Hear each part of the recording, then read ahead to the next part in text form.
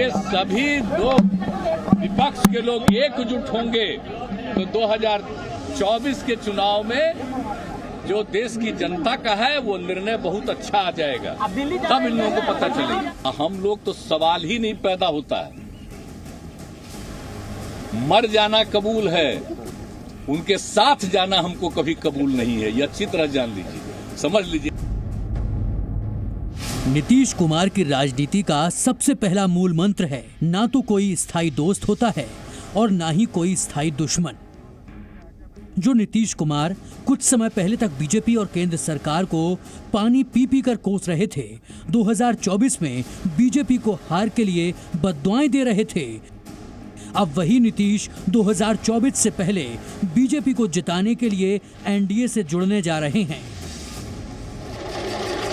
सुबह नीतीश कुमार बक्सर पहुंचे तो उनका स्वागत करने खुद केंद्रीय मंत्री और बक्सर के सांसद अश्विनी चौबे पहुंचे थे। नीतीश कुमार ने बीजेपी नेता के साथ बक्सर के प्रसिद्ध ब्रह्मेश्वर नाथ मंदिर में पूजा अर्चना की।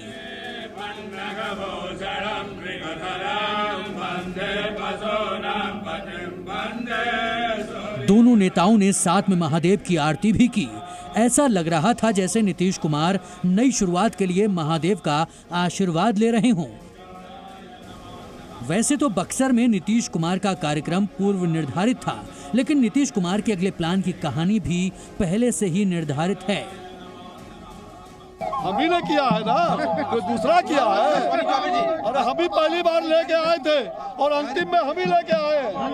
ये काम करवाना है। अश्विनी चौबे जी, आप पहली बार यहाँ आए थे और पहली बार सीएम को लेके आए। माना जाए कि सरकार का कलर बदलने वाला है। निश्चित रूप से भगवान की कृपा होगी, जो भगवान राम सोचेंगे वही होगा। अश्विनी चौबे ने भी इशारों ही इशारों में बहुत कुछ साफ कर दिया था। बीजेपी की ओर से सुर बदलने की शुरुआत हुई तो जेडीयू के नेताओं ने भी सुर बदलना शुरू कर दिया।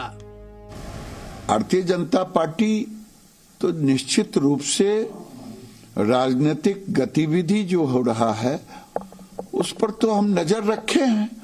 अभी तो जो जवाब देना है लालू जी को देना है, आरजेडी को, तेजस्वी जी को या नीतीश कुमार को। ने लालू यादव अभी कहे हैं कि हम निकल गए हैं, अन्य नीतीश कुमार कहा है कि हम छोड़ देंगे। तो इसमें भारतीय जनता पार्टी क्या बोले कि इन लोगों की आदत में शुमार रहा है नौकरी के बदले जमीन लेने का। तो 2,15,000 शिक्षकों की बहाली जो तय सीमा में माननीय नीतीश कुमार जी के नेतृत्व में हुआ, जिसमें न पदस्थापन में चल पाया न नौकरी देने में चल पाया, तो स्वाभाविक है अनर्गल प्रलाप कर रहे हैं। अनर्गल प्रलाप पर रोक लगाइए, वरना अंजाम इसका राजनीति में बेहतर नहीं होगा। अचानक से जेडीयू के प्रवक्ता को लालू यादव का भ्रष्टाचार याद आ गया। नीतीश कुमार अपने राजनीतिक जीवन काल में तीसरी बार एनडीए का सहयोगी बनने को तैयार हैं। अलग अलग वक्त पर अपना नफा नुकसान देखते हुए नीतीश कुमार एनडीए से आते जाते रहते हैं। इस बार नीतीश कुमार के पलटी मारने की वजह है लोकसभा चुनाव में बिहार में हार का डर और इंडिया गठबंधन में तवज्जो न मिलने से नीतीश का मन गठबंधन से ठिठकने लगा था। वैसे भी इतिहास गवाह है, जब जब लोकसभा चुनाव में नीतीश एनडीए से दूर रहे हैं उनका नुकसान हुआ है। 2009 में लोकसभा चुनाव में एनडीए के साथ थे, तब जेडीयू को 40 में से 20 सीटें मिली थी। लेकिन 2024 लोकसभा चुनाव से पहले नीतीश एनडीए से अलग हो गए थे। उस साल जेडीयू को सिर्फ 2 सीटें मिली थी। इसके बाद 2019 में एनडीए के साथ थे तो उनकी सीट बढ़कर 17 पहुंच गई थी।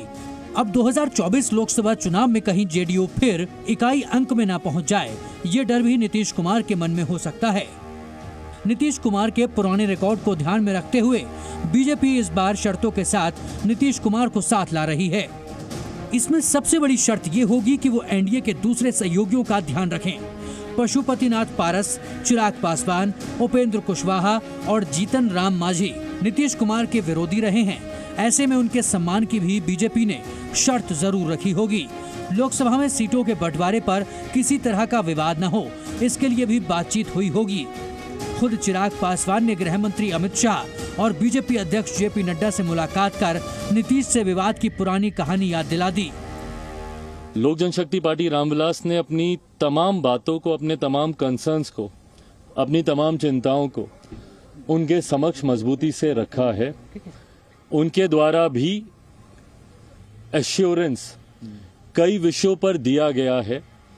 कई विषय हैं जिस पर विस्तार में हम लोग की चर्चा हुई, लगभग आधे घंटे तक ये बैठक चली है। जाहिर है नीतीश कुमार राजनीति की हवा देखते हुए कोई भी फैसला लेते हैं, तीसरी बार एनडीए में शामिल होने पर वो अपना सियासी नफा नुकसान जरूर देख रहे होंगे। विधानसभा में कम सीट होने के बावजूद नीतीश कुमार का मुख्यमंत्री पद बरकरार रहेगा। जेडीयू के संभावित टूट का खतरा भी टल जाएगा। लोकसभा चुनाव के साथ साथ विधानसभा चुनाव में मोदी के चेहरे का फायदा मिलेगा। वक्त का पहिया बदलता है तो दुश्मन भी दोस्त नजर आते हैं और दोस्त भी दुश्मन जैसे लगते हैं। बिहार की राजनीति को समझना बड़े राजनीतिक पंडितों के लिए भी आसान नहीं है। बिहार में कब क्या हो जाए कोई नहीं जानता।